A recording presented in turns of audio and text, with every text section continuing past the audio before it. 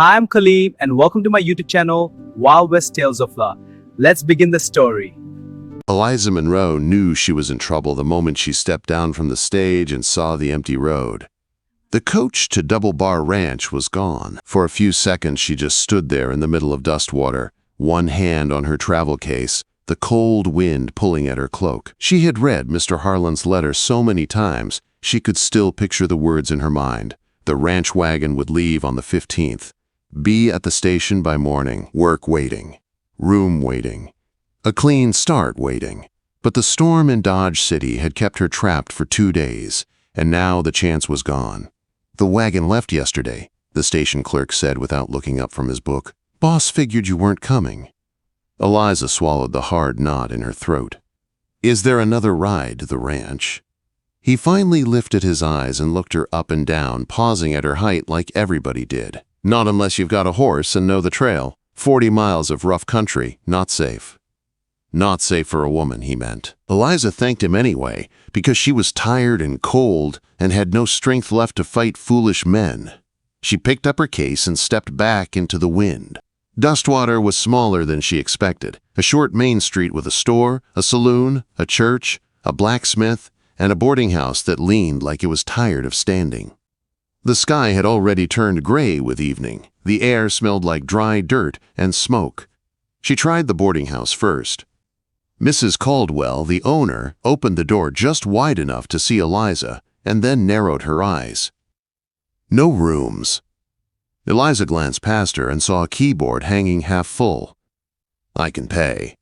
I said no rooms. The woman's gaze flicked to Eliza's plain dress, her broad shoulders, her weathered boots. I do not take in unmarried women traveling alone. I am here for work, Eliza said, keeping her voice even.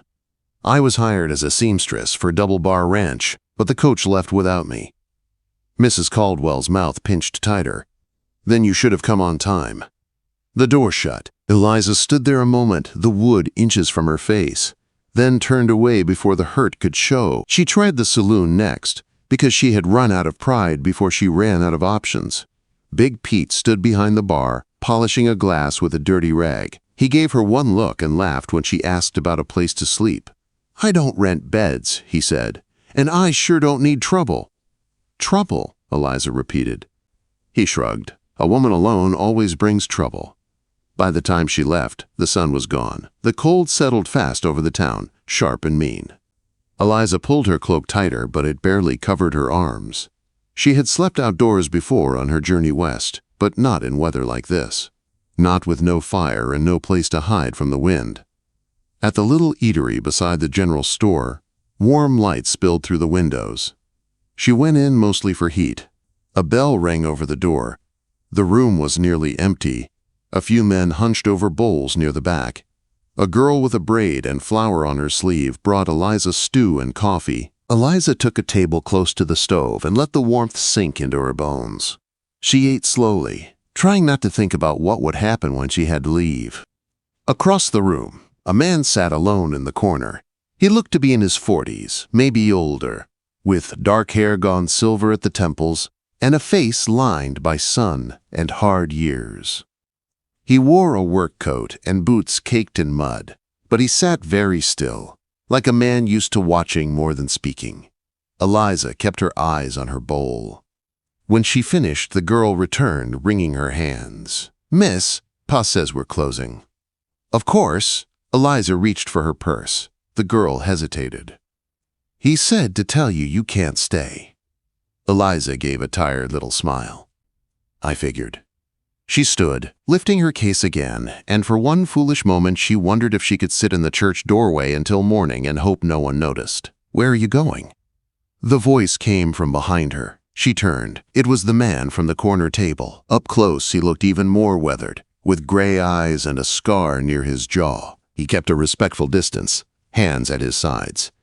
I have not decided, Eliza said. He studied her face, then the travel case, then the thin cloak that was no match for the night. You're the seamstress meant for Double Bar. It was not a question. Eliza blinked. How did you know? Town talks. It's about all this town does. He glanced toward the window where the dark had turned deep and cold. "You won't make it through the night out there." "I'll manage." A small, dry smile touched his mouth. "I expect you would. That isn't the same as saying you should have to." He reached for his hat and pulled it on. "Come on." Eliza did not move. "Come on. Where?" "My place." He said it plain, like he was offering water, nothing more. "You can sleep by the fire, warm and safe." Every warning her mother ever gave her rose at once. Do not trust strange men. Do not enter a bachelor's home. Do not give people a reason to talk. But people were already talking. They had talked her out of a room, out of a bed, almost out of her dignity. And this man was the first one all day who looked at her like she was a person and not a problem. He opened the door and waited, not pushing, not pleading. Eliza picked up her case and followed him. They walked in silence through the edge of town where the houses thinned and the prairie opened wide and black. His cabin sat alone near a stand of cottonwoods, smoke lifting from the chimney. Inside, the room was warm, clean, and plain. A table, 2 chairs, a stove, shelves, a lamp, and a long bench near the fireplace covered in folded blankets. A home built by careful hands. The man added wood to the fire, then turned to her. "You can put your things there." Eliza set down her case, but stayed near the door. Her heart was beating too hard now, not from fear alone, but from the long day finally catching up to her. She lifted her chin. "Where exactly would I sleep?" He walked to the bench, pulled back the top blanket, and revealed clean quilts laid out with care. He patted the bedding once. "Right here." Eliza stared at the bench, then at him. No smile, no bargain, no ugly look. Just a bed by the fire. He nodded once like that settled it. "Name's Isaiah Dune. I won't see anybody freeze in Dustwater. Not if I can help it." Eliza's eyes burned suddenly. She hated crying in front of strangers, so she looked down at her gloves and fought it back. "Eliza Monroe," she said quietly. "And thank you." Isaiah pointed toward a pitcher on the shelf. "Water there. Extra wood by the stove." "I sleep in the back room." He paused at the doorway and looked over his shoulder. "And Miss Monroe, don't mind this town too much. Dustwater likes to judge first and think later." Then he disappeared into the other room, leaving her with the fire and the blankets and the first kindness she had been shown in days. Eliza sat on the edge of the bench and listened to the wind strike the cabin walls. Tomorrow she would have to decide what came next. Find work, find a way to the ranch. Find a place in a town that had no place for women like her. But tonight, in a small cabin at the edge of Dustwater, a quiet man had pulled back a blanket and given her something she had almost forgotten how to trust. Shelter. Morning came with the smell of coffee and bacon, and for one soft, sleepy moment, Eliza forgot where she was. Then she opened her eyes and saw the fire gone low, the neat little cabin, and the folded coat hanging by the door. Memory returned all at once. The missed coach, the cold streets, Isaiah Dune pulling back the blanket and saying, "Right here." She sat up fast and fixed the quilts, smoothing them flat before she stood. Old habits. Her mother had always said a bed should be left neat, no matter how hard life got. In the main room, Isaiah stood at the stove, turning bacon with a steady hand. He glanced at her and gave a small nod. "Morning." "Morning," Eliza said, suddenly shy in a way she had not expected. "You were up early." "I'm always up early." He set a tin cup near her. "Coffee's hot." They ate in quiet. Not the stiff kind of quiet she knew from boarding tables where people watched and judged, but an easy kind. The kind that left room to breathe. Isaiah did not ask too many questions. He did not stare. He did not make her explain herself. He just passed the biscuits, poured more coffee, and let the morning be simple. After breakfast, Eliza started gathering plates. "I can wash," she said. Isaiah looked like he might object, then just nodded. "Pump's out back if you need more water." As she worked, she noticed more of the cabin. A rocking chair in the corner that was never used. Empty nails on the wall where pictures had once hung. A quilt folded over the back of a chair, stitched by careful hands that did not seem like Isaiah's. This house had once belonged to more than one person. She could feel it. He stood by the window for a while, looking toward town. "I can take you part way to Double Bar," he said at last. "Not all the way. Mule's old and stubborn. Cart's not fit for rough trail." Eliza dried the last plate and set it aside. "You've already done enough." He did not turn around. "Nobody else in town will help." She knew he was right. "I can find work until the next coach," she said, trying to sound sure. "Mending, sewing, something." Now he looked at her. "You're welcome to stay here till then." Quote, the words hung between them. Eliza felt heat rise in her face. "Mr. Dune, I can't ask that." "You didn't ask," I offered. His voice stayed calm. "Bench is still there, fire's still warm. You can cook if you want. Help with chores if it makes you feel better." She should refuse. She knew she should. A woman alone in a bachelor's cabin was enough to feed a town's gossip for a year. But she had nowhere else to go, and more than that, she believed him. There was no hidden look in his eyes. No angle. Just plain decency. "Until I find other arrangements," she said carefully. "And I earn my keep." Isaiah gave one short nod. "Fair enough." That afternoon, Eliza went into town and called on Reverend Murphy's wife. Mrs. Murphy was pale and thin and had a room full of mending piled high like a small mountain. The woman nearly cried when Eliza showed her stitches. "Bless you," Mrs. Murphy said, pressing a hand to her chest. "I've prayed for help." By evening, Eliza had a small wage in her pocket and sore fingers in the best way. Honest work. It was not the ranch, but it was something. When she mentioned she was staying at Isaiah Dune's cabin, Mrs. Murphy's expression changed. "Oh," she said quietly. "Mr. Dune." Eliza kept sewing, eyes on the torn sleeve in her lap. "He offered shelter when no one else would." Mrs. Murphy twisted her handkerchief. "He is not a cruel man. Please know that. He's only sad, very sad." Eliza looked up then. "What happened to him?" Mrs. Murphy lowered her voice. "Years ago, he ran freight wagons. Good man, hard worker. His wife died first, then his little girl from fever. After that, he kept on, but there was an accident near Devil's Canyon. A family he was hauling west, wagon turned. They all died." Eliza's hand stilled. "He blamed himself," Mrs. Murphy said. "Sold his business, moved to that cabin. Keeps to himself now. Folks talk, but grief can make a person strange."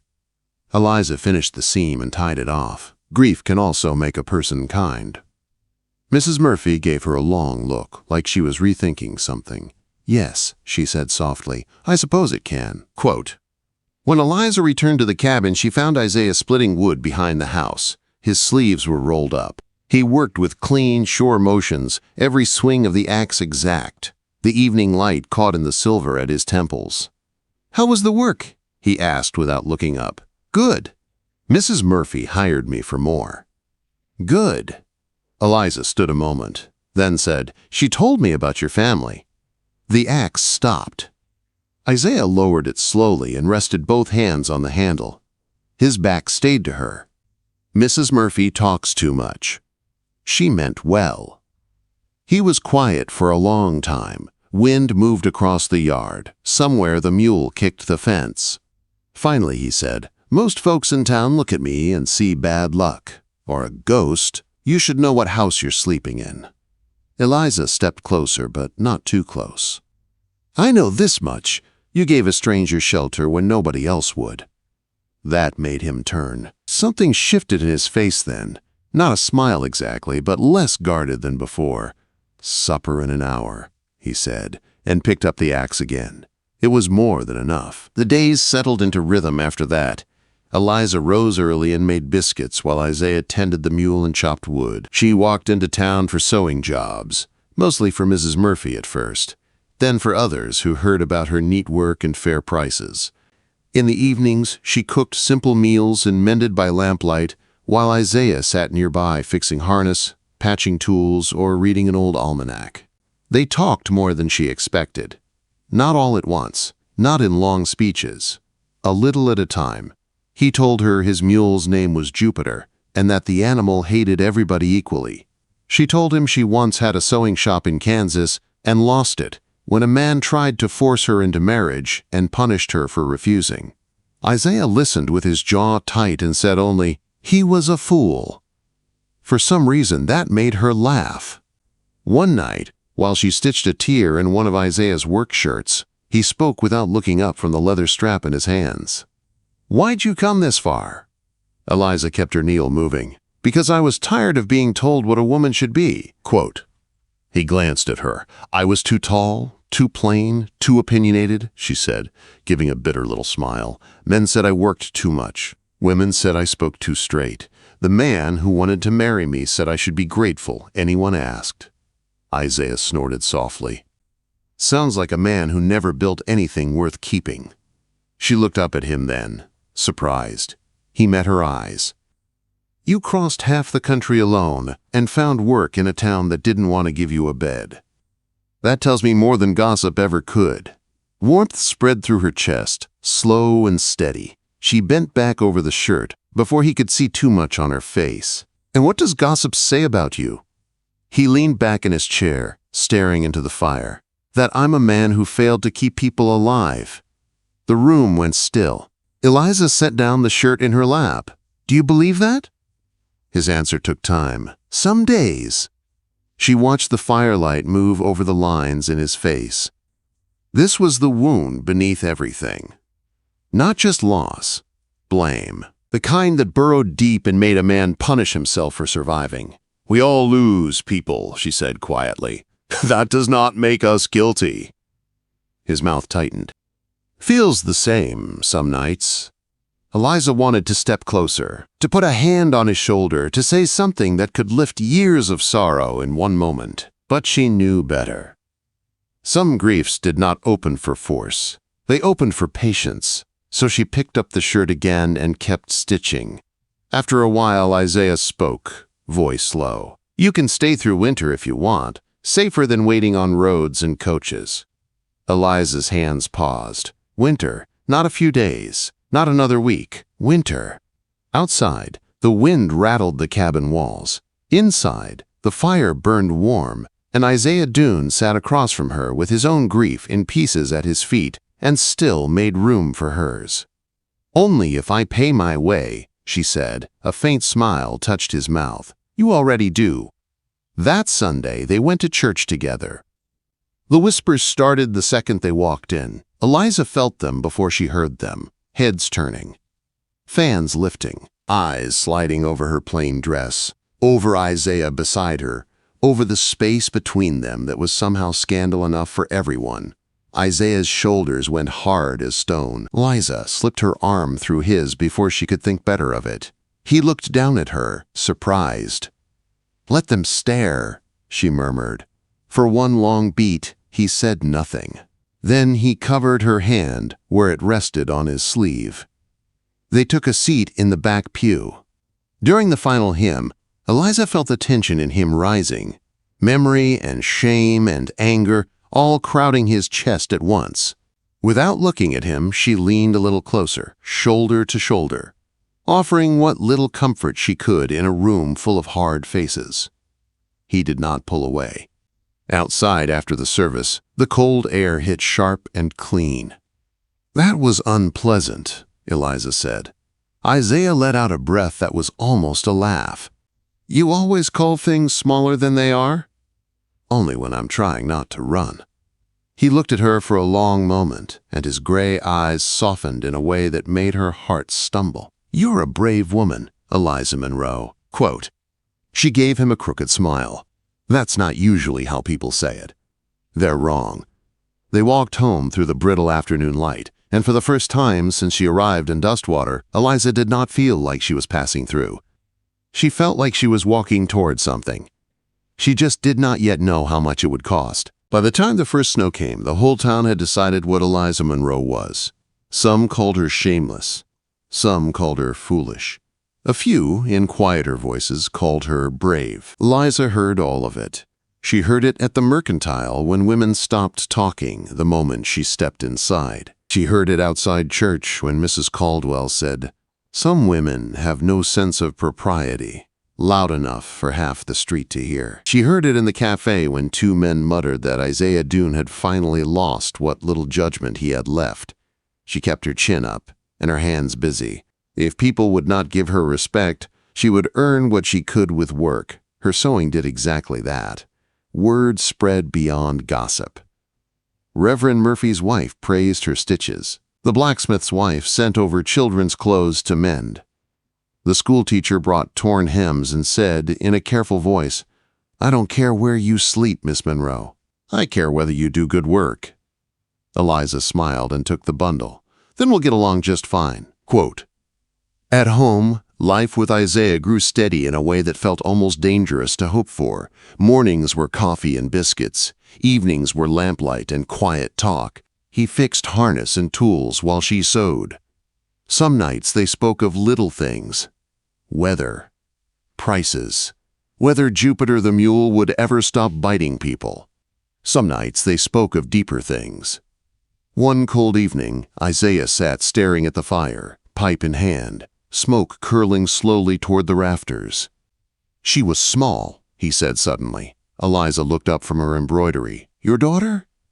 He nodded. "Rose. She talked all the time, asked questions about everything. Why the sky looked bigger out here, why mules had such bad tempers, why pancakes never came out round when I made them." A sad smile touched his face. Eliza set down her needle and listened. "She used to sit in that corner," he said, motioning toward the rocking chair, "kick her heels and tell me stories that made no sense." The room felt full then, not empty anymore, full of names and memory and love that had nowhere to go for too long. "She sounds wonderful," Eliza said softly. "She was." He took a long breath and looked at her. "I haven't talked about her in years." Then maybe it was time. He studied her a moment, then nodded. "Maybe." A week later, the trouble came to their door in a black coat and polished boots. Clayton Harper. Eliza saw him first through the window and went cold all over. He climbed down from a hired horse with the same sharp posture, the same handsome face that had once fooled people into trusting him. He looked older than when she last saw him in Kansas, but not better, harder, meaner around the eyes. Isaiah came in from the shed, saw Eliza's face, and turned toward the door before she even spoke. "Who is he?" "Eliza Monroe." Clayton called before she could answer, stepping onto the porch like he owned it. "I had a feeling I'd find you in some place like this." Isaiah opened the door but blocked the entrance with his body. "State your business." Clayton's smile thinned. "Clayton Harper. I know Miss Monroe from Kansas. I came to discuss a private matter." Quote, "Then you can discuss it from the yard," Isaiah said. Eliza came to stand beside him. Her hands were shaking, and she hated that they were. Clayton looked her up and down with open contempt. "So it's true, you are living here." "I live where I choose," Eliza said. He gave a short laugh. "That was always your problem." Isaiah's voice dropped lower. "You came all this way to insult my wife?" Eliza glanced at him in surprise. "Wife." Isaiah did not look at her. His eyes stayed on Clayton. Clayton caught it and smirked. "Wife? Is that what she told you she wanted to be?" "Be careful, Dune. Eliza's very good at making a man think he owes her something." Before Eliza could speak, Isaiah stepped off the porch. "Leave." Clayton spread his hands. "I'm only trying to help. This woman ruined my name back in Kansas, led me on, then lied about me when I offered her a respectable future." Eliza felt the old shame and rage rise fast, but she forced herself steady. "You tried to buy me, Clayton, then tried to break me when I said no." He turned his smile on her, cruel and smooth. "And look where your pride brought you, playing house in a cabin at the edge of nowhere." Isaiah's hands curled at his sides. "You've got until I count to 3. Clayton's eyes flashed. "You don't know what she is." "1, Isaiah said. "She can't give you a proper home. Can't give you children." The words hit like a slap. Silence fell so hard Eliza could hear the wind in the cottonwoods. Isaiah did not move. Eliza felt heat rush to her face, then drain away just as fast. Clayton had found out years ago after she fell ill, and the doctor spoke too freely. He used it then like a chain. He was using it again now like a knife. 2, Isaiah said, still calm. Clayton blinked, thrown off by the lack of reaction. Did you hear me? Isaiah took one more step toward him. 3. Clayton stepped back before he could stop himself. Get off my land, Isaiah said. And if you come near my house again, I won't ask twice. For a second, Eliza thought Clayton would keep pushing. He wanted a scene. He wanted humiliation. He wanted fear. Instead, he looked at Eliza and smiled that thin, ugly smile. This isn't over. Then he turned, mounted his horse, and rode back toward town. Eliza did not move until he was gone. Isaiah came back onto the porch, slower now. Are you all right? She laughed once, a dry sound she barely recognized. No. He opened the door and let her in without another word. Inside, she stood with both hands on the table, trying to breathe. He shouldn't have said that here, she whispered. Not to you. Isaiah took off his gloves and set them aside. Is it true? Eliza closed her eyes. Yes. The room stayed quiet. When she finally looked up, she saw no pity on his face, no shock, no disappointment, only waiting. So she told him. About the fever in Kansas years ago. About the doctor. About Clayton learning the truth and deciding it made her easier to control. About the way he said she should be grateful any man would take her then. When she finished, she felt hollowed out. Isaiah was quiet a long time. Then he crossed the room, rested his rough hands on her shoulders, and said, Listen to me. She did. You don't owe me children. You don't owe any man proof of your worth. You are worth more than every person in this town who talks about you like you are a thing to trade. Eliza stared at him, tears burning hard. He went on, voice steady.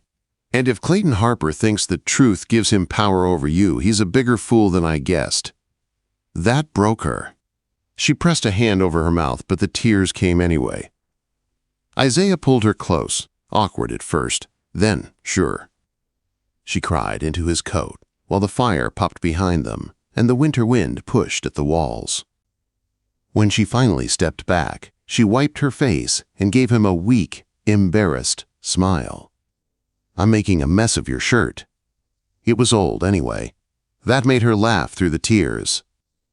A few days later, Dustwater held its winter social in the town hall. Eliza did not want to go. Clayton will be there, she said, pinning up her hair with stiff fingers. Isaiah stood in his church suit, waiting by the door. Then so will I. She looked at him. People are already talking. They talked when I was alone too, he said. Might as well give them something true to talk about. The hall was bright with lanterns and warm with bodies. Fiddle music filled the air. Children ran between tables. Women in winter dresses stood in little circles, whispering behind gloved hands. Conversations dipped when Eliza and Isaiah walked in together. Eliza felt every eye on her. Then Mrs. Patterson, the blacksmith's wife, waved from across the room and called, Miss Monroe, over here. Loud enough for everyone to hear. Eliza smiled despite herself and led Isaiah toward her. It was not much, just a wave and a place at a table, but it was the first open kindness in a public room. Others followed. A nod from the schoolteacher, a quiet hello from the banker's wife. Dustwater was still Dustwater, but the wall around her had begun to crack. Then Clayton appeared. He stood near the punch table, polished and smug, speaking to anyone who would listen. Eliza saw him lean close to Reverend Murphy, then to Mrs. Caldwell, then to the banker.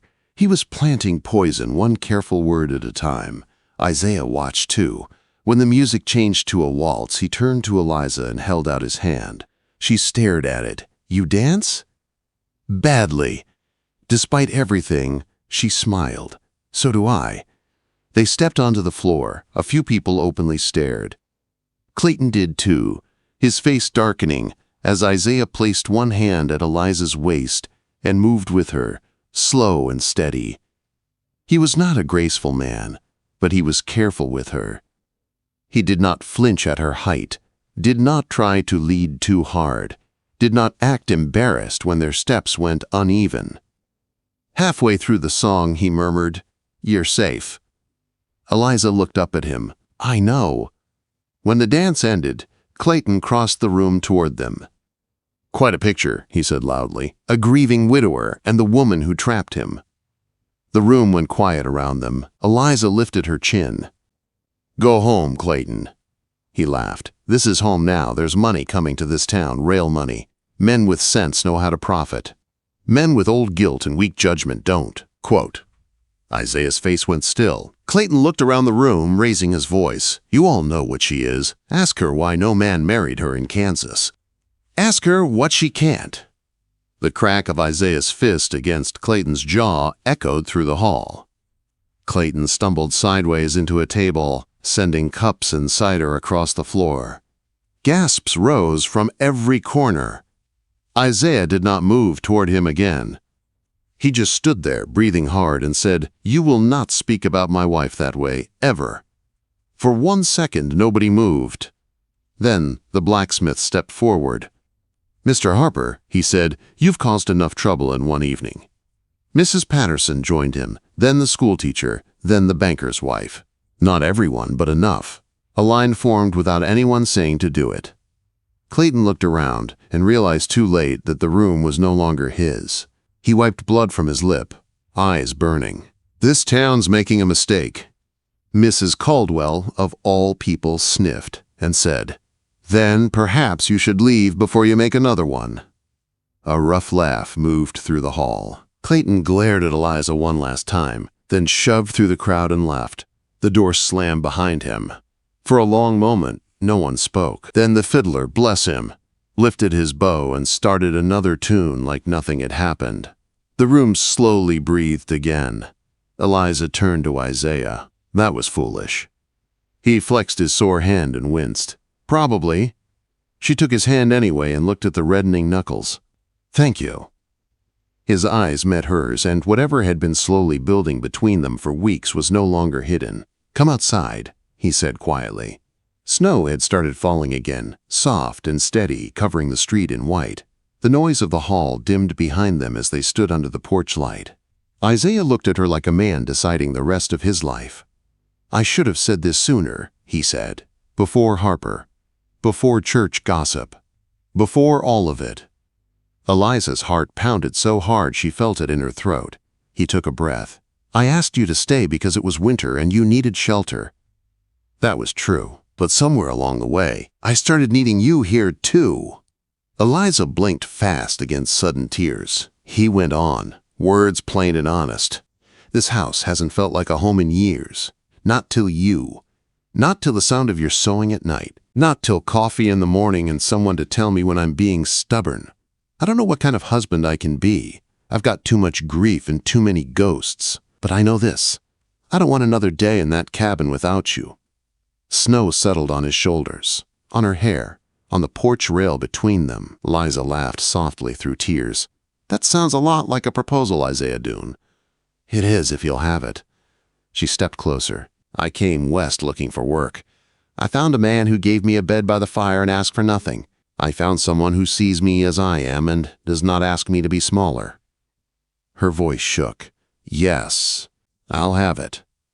Isaiah let out a breath like he had been holding it for months. He touched her face gently, giving her time to pull away. She didn't. When he kissed her, it was not rushed or grand. It was warm and careful and real, like everything else he gave her.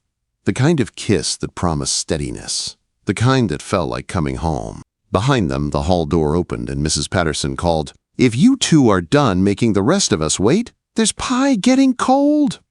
Eliza laughed against Isaiah's shoulder. He smiled, full and clear this time, the first true smile she had seen on his face. "Come on," he said, offering his arm. She took it. The wedding happened 2 weeks later, in the little church, with the crooked steeple.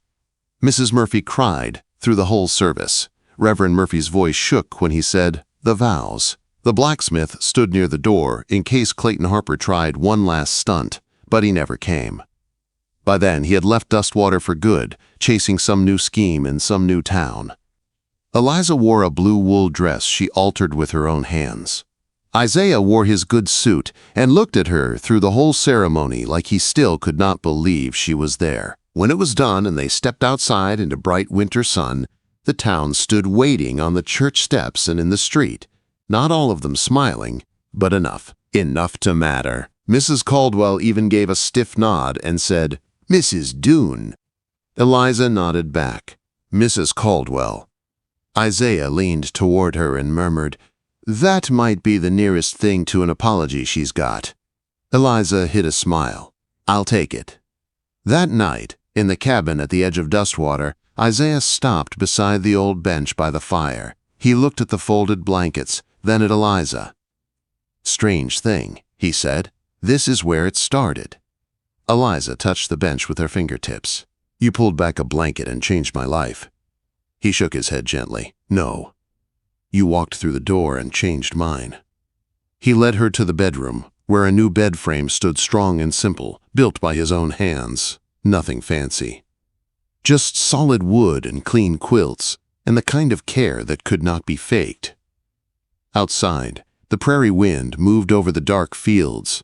Inside, the fire burned low and warm. Eliza looked around the little cabin that had once been only shelter and now was home.